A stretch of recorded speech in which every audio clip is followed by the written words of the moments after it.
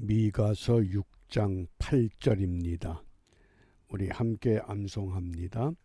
사람아, 주께서 선한 것이 무엇임을 네게 보이셨나니 여호와께서 네게 구하시는 것이 오직 공의를 행하며 인자를 사랑하며 겸손히 내 하나님과 함께 행하는 것이 아니냐. 아멘. 하나님이 우리에게 원하시는 것 세 가지, 공의를 행하고 인자를 사랑하고 하나님과 함께 행하는 것, 이것이 구원받는 조건은 아닙니다. 그러나 구원받은 사람이 반드시 이렇게 살아야 한다는 가르침입니다. 이러한 가르침을 우리가 실천하기 위해서 오늘 읽어야 할 말씀이 욥기 21장부터 24장입니다. 21장은 욥이 6번째 반론의 대답을 이야기합니다. 그 이야기의 핵심은 왜 이 세상에서 악한 사람들은 형통하고 자기 마음대로 즐기며 사는데, 그런데 마지막에는 음부로 내려가는구나, 이것을 탄식하며 외칩니다. 그리고 22장에서는 엘리바스라고 하는 사람이 욥에게 이런 당부를 합니다. 제발 더 이상 변명하지 말고 다른 소리 하지 말고 먼저 하나님과 화목해야 된다. 네가 하나님과 화목하면 너도 모든 것이 다 형통이 될 것이야. 그러자 욥이 23장 24장에서 다시 반복하면서 이런 고백을 합니다. 그 고백이 무엇이냐? 하나님이 나를 이렇게 단련시킨 후에는 내가 정금같이 될 것이다. 이 정금의 신앙, 순수한 신앙, 우리 신앙이 정말 정금과 같아질 수 있겠는가? 욥기 23장 10절 말씀입니다. 나의 가는 길을 오직 그가 아시나니 그가 나를 단련하신 후에는 내가 정금같이 나오리라. 여기 단련한다, 히브리 동사의 바한이라는 단어입니다. 바한, 쉽게 조사한다, 그런 뜻으로 사용됩니다. 그런데 이 단련이라고 하는 이 단어를 사전에서 네 가지로 정의를 합니다. 쇠붙이를 불에 달구어 단단하게 한다, 몸과 마음을 굳세게 한다, 어떤 일을 반복해서 익숙하게 한다, 네 번째, 귀찮고 어려운 일에 시달린다. 한 가지 중요한 건 모든 그리스도인들이 정금같이 되기를 원합니다. 누구나 다 같은 소망입니다. 그런데 정금같이 되기 위해서는 정금의 과정을 반드시 거쳐야 한다는 겁니다. 어떻게? 단련하신 후에. 아브라함이 처음부터 믿음의 조상 아닙니다. 갈대아 우르를 떠나라고 하실 때 떠나야만 합니다. 떠나서 아브라함이 아브라함으로 바로 되는 것이 아닙니다. 무려 25년 동안 단련 받았습니다. 모세는 어떻습니까? 미디안 광야에서 40년 동안 단련을 받습니다. 그리고 나서 모세라고 하는 지도자로 세워집니다. 욥은 어떻습니까? 의로운 사람 그러지만은 어떻게 의로운 사람이 되느냐? 그가 나를 단련하신 후에, 이 단련의 과정이 우리에게 필수적이라고 하는 겁니다. 아담과 하와가 타락한 이후에 처음부터 정금 같은 신앙을 사람은 소유하지 못합니다. 누구나 다 이 단련의 과정을 겪어야만 합니다. 그것을 바한이라고 하는 단어를 통해서 조사한다 그랬습니다. 이 바한이란 이 단어가 욥기서에 3번 사용되는 것을 소개해 봅니다. 첫 번째, 욥기 7장 18절입니다. 아침마다 권징하시며, 아침마다 권징하시며 분초마다 시험하시나이까. 시험한다. 매 순간순간 바한 우리를 시험합니다.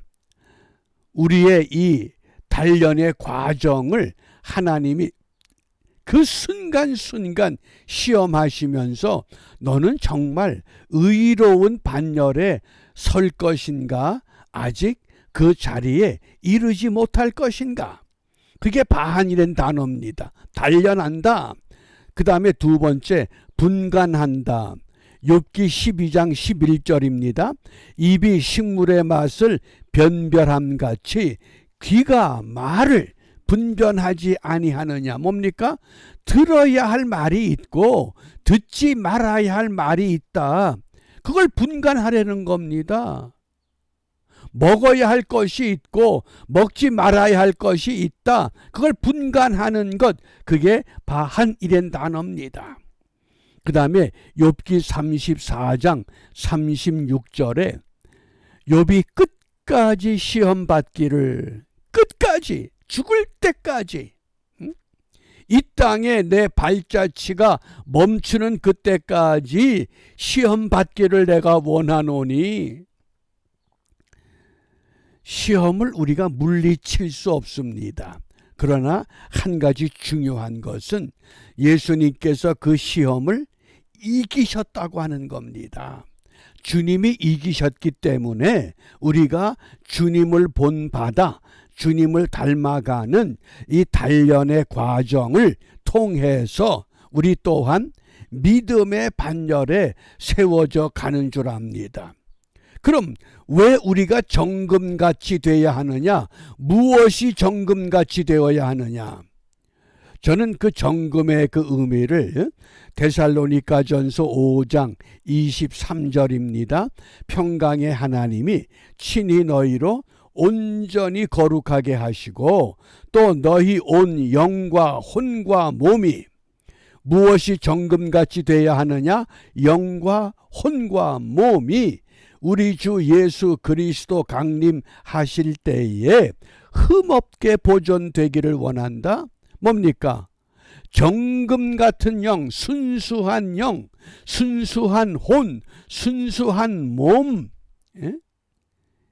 이것이 우리가 소망하는 겁니다. 그러니까 욥이 의로운 사람으로 출발했지만 이 바한이라고 하는 단련 후에는 정금같이 나온다. 그래서 그 단련의 과정의 끝이 무엇이었습니까? 욥기 42장에 가면 욥이 비로소 고백합니다. 내가 이제까지 귀로만 하나님을 알았는데 이제는 눈으로 보면서 압니다. 귀로만 들었던 신앙이 아니라 눈으로 보면서 확신하는 신앙. 그러면 이러한 신앙의 이 정금의 신앙, 정금 같은 영, 정금 같은 혼, 정금 같은 몸, 어떻게 이루어내야 합니까? 히브리서 4장 12절 새한글 성경에서 사실 하나님의 말씀은 살아있고 힘이 있으며 양쪽으로 날이 선 어떤 칼보다 날카롭습니다. 사람 속을 꿰뚫고 들어가서 혼과 영, 관절과 골수를 가르고 마음속 감정과 생각을 판별합니다. 영과 혼과 육을 어떻게 다듬느냐? 하나님의 말씀으로. 하나님의 말씀으로. 그러므로 우리가 이 아침에 무엇을 기도하느냐? 잠언 4장 27절입니다. 우편으로나 좌편으로나 치우치지 말고 내 발을 악에서 떠나게 하라. 어떻게? 로마서 12장 21절에 악에게 지지 말고 선으로 악을 이기라 그랬습니다. 선으로 악을 이기게 하옵소서. 이미 이 세상은 악의 세상이 됐습니다. 그런데 그 악한 세상에 예수님께서 제자들을 파송하시면서 양을 이리떼에 보내는 것 같다. 양이 이리떼에 들어가서 어떻게 생존하느냐? 생존의 비결을 뱀의 지혜와 비둘기의 순결이라고 강조하셨습니다. 뱀의 지혜, 비둘기의 순결. 헬라 철학 시대에 플라톤이라는 철학자가 국가라고 하는 방대한 책을 저술했습니다. 이상국가가 무엇이냐? 이상국가를 이루어내는 것, 한마디로 정의라고 결론을 맺습니다. 그 다음에 중세에 오면 유토피아라고 하는 이상향이란 그 작품을 썼던 사람이 토마스 모어입니다. 어떻게 이 악이 가득한 세상에서 이상향을 우리가 세워갈 수 있겠느냐? 그런데 그 토마스 모어가 교수형을 당하는 순간이 다가왔습니다.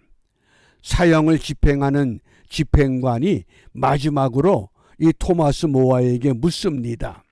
당신 마지막 소원이 무엇입니까? 소원을 말하시오. 그러자 이 토마스 모어가 성경에 이런 말씀이 있습니다. 스데반이 죽을 때 앞장서서 스데반을 죽여야 한다고 외쳤던 사람이 사울이라고 하는 젊은입니다. 그런데 스데반은 돌에 맞아 죽는 그 현장에서 그 얼굴이 천사와 같고 심지어 돌을 던지는 그 사람들을 향해서 저들을 용서해 달라고 기도했습니다.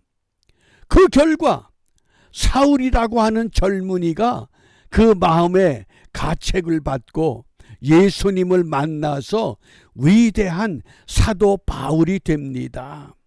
그가 순교합니다. 순교한 후에 저 천국에서 스데반을 만나게 될 것 아닙니까? 순교자와 순교자의 만남. 내가 비록 교수형을 당하지만은 나를 교수형에 처하는 당신들 내가 용서합니다. 당신들도 예수를 믿고 그런 은혜의 세계에 함께 참여하기를 바랍니다. 그게 뭡니까? 그게 뱀의 지혜와 비둘기의 순결이라고 하는 겁니다. 이리 속에 들어가서 이리와 같은 방법으로 노력하고 빼앗고 싸우고 탈취하는 것이 아니라 뱀의 지혜와 비둘기의 순결. 주님이 이것을 원하십니다. 뭐 화염병을 던지고 돌을 던지고 공공 질서를 파괴하는 그런 것이 아니라 질서 속에서 선으로 악을 이기는 믿음, 이것을 해처럼 바처럼 마지막까지 선으로 악을 이기는 믿음의 사람 다 일어선 은혜의 사람들이 되시길 바랍니다. 기도합니다. 은혜로우신 아버지 하나님, 단련 후에는 순수한 정금같은 사람으로 우리를 회시켜 주실 것을 믿고 오늘도 말씀에 순종하며 이때 같은 악한 세자가 내 지혜와 순결을 따라 승리하는 악에게 지지하고 서로 악을 이기는 믿음의 사람이 되도록 인도하여 주시옵소서. 예수님 이름으로 기도합니다. 아멘.